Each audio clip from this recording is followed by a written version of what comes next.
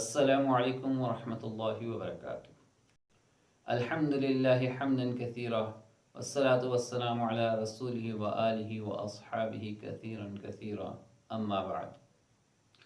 قرآن کی اخلاقی تعلیمات میں سے آج ہمسایوں کے حقوق کے بارے میں بیان ہوگا۔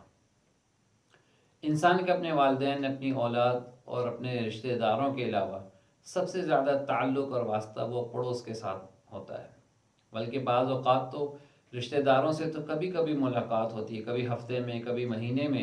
لیکن پڑوس کے ساتھ روزانہ ملاقات اور روزانہ واسطہ، روزانہ ان کے ساتھ تعلق میل جول ہوتی ہے۔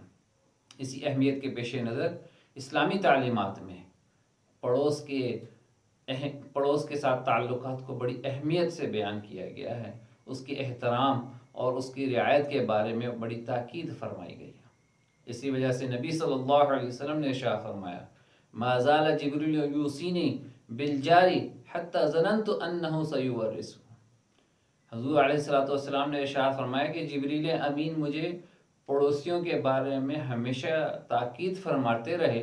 حتیٰ کہ مجھے یہ گمان ہوا کہ پڑوسی کو وراثت میں بھی حقدار بنا دیں گے۔ اس وجہ سے پڑوسیوں کے حقوق کی رعایت کرنا، اس کے احترام کرنا، اس کے ساتھ اچھے تعلقات رکھنا، یہ انتہائی ضروری ہے۔ اسی وجہ سے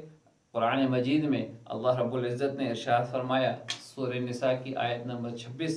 اللہ تعالیٰ رب العزت ارشاد فرماتے ہیں، وَاعْبُدُوا اللَّهَ وَلَا تُشْرِكُوا بِهِ شَيْئًا وَبِالْوَالِدَيْنِ إِحْسَانًا وَبِذِي الْقُرْبَى وَالْيَتَامَى وَالْمَسَاكِينِ وَالْجَارِ ذِي الْقُرْبَى وَالْجَارِ الْجُنُبِ وَالصَّاحِبِ بِالْجَنبِ وَابْنِ السَّبِيلِ وَمَا مَلَكَتْ أَيْمَانُكُمْ إِنَّ اللَّهَ لَا يُحِبُّ مَنْ كَانَ مُخْتَالًا فَخُورًا۔ اور اللہ ہی کی عبادت کرو اور اس کے ساتھ کسی کو شریک نہ بناؤ، اور ماں باپ اور قرابت والوں اور یتیموں اور محتاجوں اور رشتہ داروں، ہمسایوں اور اجنبی ہمسایوں اور رفقائے پہلو یعنی پاس بیٹھنے والے اور مسافر اور جو لوگ تمہارے قبضے میں ہوں، سب کے ساتھ احسان کرو۔ اللہ تعالیٰ احسان کرنے والے کو دوست رکھتا ہے اور تکبر کرنے والے، بڑائی مارنے والے کو دوست نہیں رکھتا۔ آیت مبارکہ میں دو قسم کے پڑوسیوں کا بیان ہوا، ایک وہ جو گھر کا ہمسایہ ہے، دائیں بائیں گھروں کے ہمسایہ، اور ساتھ بیٹھنے والا یہ بھی پڑوسی شمار کیا گیا، صاحبی بالجنبی، ساتھ بیٹھنے والا، اس کی بھی رعایت کرنا۔ تو دونوں قسم کے پڑوسیوں کی، چاہے گھر کا پڑوسی ہے یا ساتھ بیٹھنے والا ہے، مجلس میں ساتھ بیٹھنے والا ہے، وہ بھی پڑوسی شمار کیا گیا ہے۔ اس کے حق کی رعایت کرنا، اس کو عزت اور احترام دینا، یہ اس کا حق ہے۔ پھر آپ علیہ السلام نے ارشاد فرمایا، من کان یؤمن باللہ والیوم الآخر فلیکرم جارہ۔ جو اللہ پر اور قیامت کے دن پر ایمان رکھتا ہے، اسے چاہیے کہ وہ اپنے پڑوسی کا اکرام کرے۔ یعنی پڑوسی کا اکرام کرنا یہ ایمان کا حصہ ہے۔ جو ایمان والا ہے وہ اپنے پڑوسی کا اکرام کرے۔ پھر پڑوسی کے ساتھ تعلقات اچھے کرنے کے لیے سب سے بہترین ذریعہ جو آپ صلی اللہ علیہ وسلم نے ارشاد فرمایا، وہ آپس میں ہدیوں تحفوں کا تبادلہ ہے، کہ اس کو کچھ ہدیہ دینا، اس کو تحفہ دینا، اس سے آپس میں محبت بڑھتی ہے، اس سے تعلقات اچھے ہوتے ہیں۔ اور اسی کی تاکید آپ صلی اللہ علیہ وسلم اپنی زوجہ محترمہ حضرت عائشہ رضی اللہ تعالی عنہا کو تاکید فرمایا کرتے تھے۔ اسی وجہ سے ایک دفعہ حضرت عائشہ رضی اللہ تعالی عنہا نے آپ صلی اللہ علیہ وسلم سے عرض کیا کہ یا رسول اللہ، میرے دو پڑوسی ہیں، میں کس کے ساتھ ابتدا کروں؟ یعنی ہدیہ میں نے دینا ہے تو میں کون سے پڑوسی کو پہلے ہدیہ دوں؟ آپ صلی اللہ علیہ وسلم نے ارشاد فرمایا، وہ کہ جس کا دروازہ تمہارے گھر کے زیادہ قریب ہو۔ تو پڑوس دائیں بائیں کا جو زیادہ گھر کے قریب ہے، اس کا اتنا زیادہ حق ہے۔ پھر اس میں چاہے مسلم ہو یا غیر مسلم ہو، پڑوس کی وجہ سے ہر ایک کے حق کی رعایت کرنا۔ اور جس طرح فرمایا گیا کہ آپس میں ہدیہ دینا، اس سے تعلقات بہتر ہوتے ہیں۔ اب ہدیہ دینے میں یہ ضروری نہیں ہے کہ بہت ہی قیمتی چیز دی جائے، معمولی چیز بھی ہو، بے شک تھوڑی سی کم قیمت والی چیز ہو، اس کو ہدیے میں دینا، اور اس کو خود بھی حقیر نہ سمجھنا، اور نہ ہی جس کو ہدیہ دیا جا رہا ہے وہ اس کو حقیر سمجھے، اس سے آپس میں محبت بڑھتی ہے۔ اور جیسے کہ کہا گیا کہ ہدیہ کوئی بھیجے، نہ بھیجنے والا اس کو حقیر سمجھے، نہ لینے والا اس کو حقیر سمجھے۔ اور یہ کیونکہ ہماری یہاں عورتوں میں یہ برائی پائی جاتی ہے، اسی وجہ سے آپ صلی اللہ علیہ وسلم نے خاص طور پر عورتوں کو مخاطب کرتے ہوئے ارشاد فرمایا، اے مسلمان عورتوں، کوئی ہمسائی اپنے ہمسائی کے لیے ہدیہ صدقہ وغیرہ حقیر نہ سمجھے، اگرچہ بکری کا ایک کھر ہی کیوں نہ ہو۔ یعنی اتنی معمولی چیز بھی اگر ہدیے میں دی جا رہی ہے تو اس کو بھی محبت سے قبول کرے، اور اس سے آپس میں محبت بڑھتی ہے۔ اور اگر خدا نہ خواستہ آپ یا آپ کا پڑوسی ایسا ہے کہ جس کی شرارتوں کی وجہ سے، جس کی حرکتوں کی وجہ سے آپ کو تکلیف پہنچتی ہے، آپ کی حرکتوں سے، آپ کے گھر میں آپ کا رہنا اس طرح سے ہے کہ اس سے پڑوس کو تکلیف ہو رہی ہے، تو پھر وہ حضور صلی اللہ علیہ وسلم کے اس ارشاد مبارک کو بھی ذہن میں رکھے کہ آپ علیہ الصلوۃ والسلام نے ارشاد فرمایا، لا يدخل الجنت من لا یأمن جارہ بوائقہ، کہ وہ شخص ہرگز جنت میں داخل نہیں ہوگا کہ جس کا پڑوسی اس کی شرارتوں اور اس کی ایذا رسانیوں سے محفوظ نہ ہو۔ اگر پڑوسی کو میری وجہ سے تکلیف پہنچ رہی ہے تو جنت کا داخلہ مانا ہے، اس لیے ایسے رہنا کہ پڑوس والا بھی خوش ہو۔ پھر اسی طرح مسلم شریف کی دوسری روایت میں آپ علیہ الصلوۃ والسلام نے 3 مرتبہ یوں ارشاد فرمایا، خدا کی قسم وہ مومن نہیں، خدا کی قسم وہ مومن نہیں، خدا کی قسم وہ مومن نہیں۔ صحابہ رضوان اللہ علیہم اجمعین نے دریافت کیا، یا رسول اللہ کون شخص مومن نہیں؟ آپ علیہ الصلوۃ والسلام نے ارشاد فرمایا، جس کا پڑوسی اس کی شرارتوں سے محفوظ نہیں۔ کتنی تاکید کے ساتھ آپ صلی اللہ علیہ وسلم نے ارشاد فرمایا۔ تو اس لیے ایسے رہنا، ہر پڑوس میں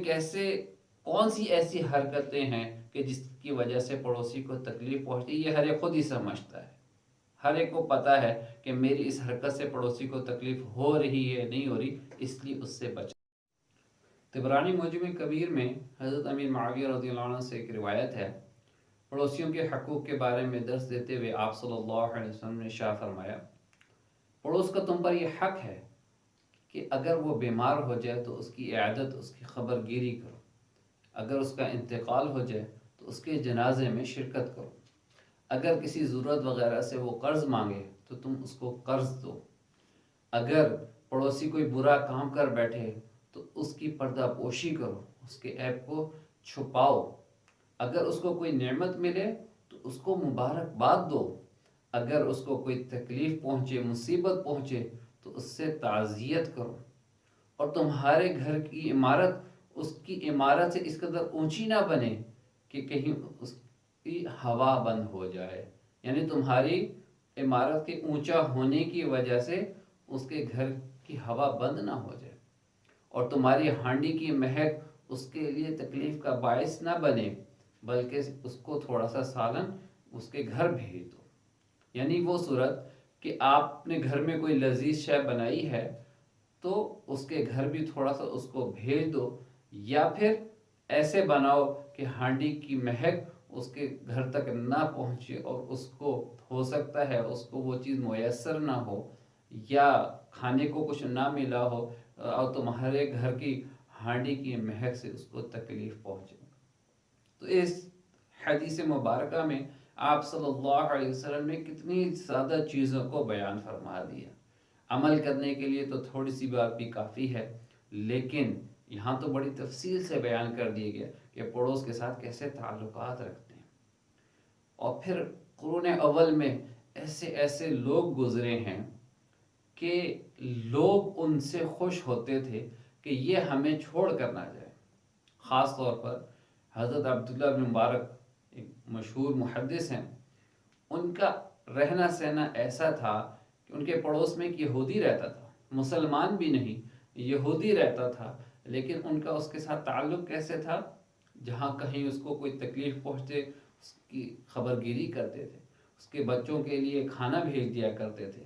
کبھی جو ضرورت ہوتی اپنی حیثیت کے مطابق اس کو پورا کرتے۔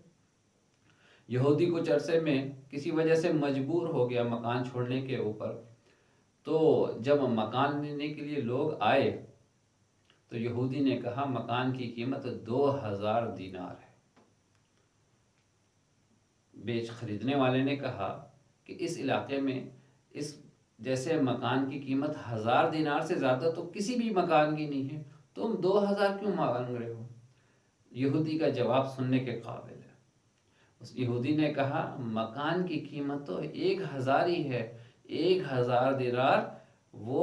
عبداللہ بن مبارک کے پڑوس کی قیمت ہے،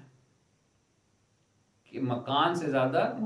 مکان کے برابر اس کے پڑوس کی قیمت ہے، کہ اس کی وجہ سے ہمیں کبھی تکلیف نہیں ہو رہی۔ جب یہ بات حضرت عبداللہ بن مبارک تک پہنچی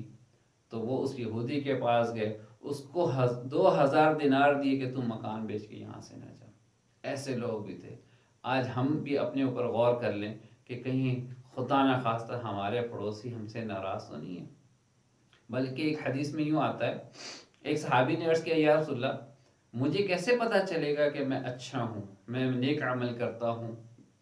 آپ صلی اللہ علیہ وسلم نے شاہ فرمایا اس کا مفہوم ہے، اگر تم نے کوئی کام کیا اور پڑوس کے لوگ کہیں کہ اس نے اچھا کام کیا ہے تو سمجھ لو کہ اچھا ہے،